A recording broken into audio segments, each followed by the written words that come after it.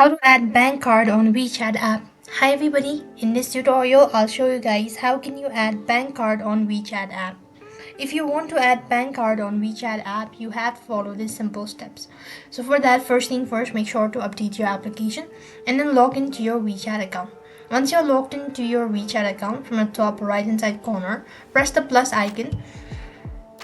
As soon as you press the plus icon, a drop down menu appears. So from there, you have to go and click on money at the bottom of the page. As you click on money, next interface, you will see something like this. Now, unfortunately, due to some security concern, the screen will go black.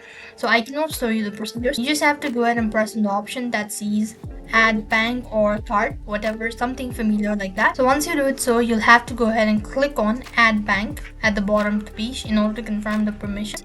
As soon as you do that, read the terms and condition and click on accept, after which you'll have to go ahead and read more about the terms and condition and click that button. Now go ahead and add the details such as your card information and click the next button. With that, you'll have successfully added bank card on WeChat app. So that is the simplest way to add bank card on WeChat app. I hope the video was helpful. Make sure to like, share and subscribe to our channel. Thank you for watching. See you in the next video.